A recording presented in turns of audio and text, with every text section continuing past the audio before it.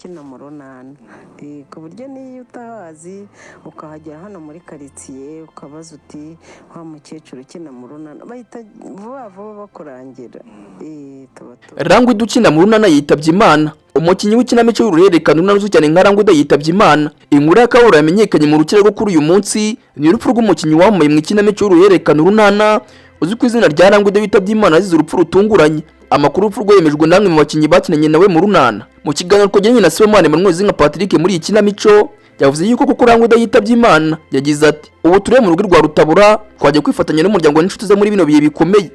Yakomeje kandi agaragaza agahinda atewe n'urwo rupfu avuga yuko nyakwigendera umuntu akundwaga na benshi kandi wagize uruhare mu gutanga ibyishimo ndetse no kwigisha abaturage binyuze mu ikinamico.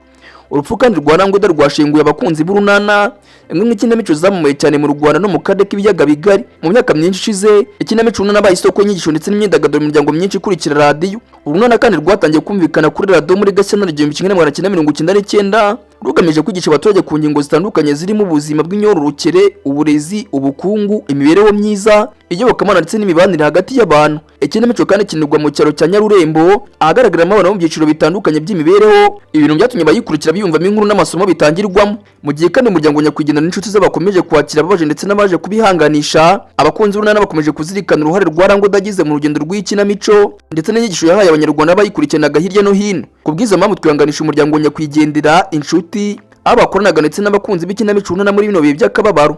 Imana mwakiri mu bayo kandi agira uruko ridashira. Mbabwira ni kara gaciyemo ingini Obi Time News naho ngenda cyari mwe Nyabari Obedi ubagezaga iyi nkuru y'akababaro.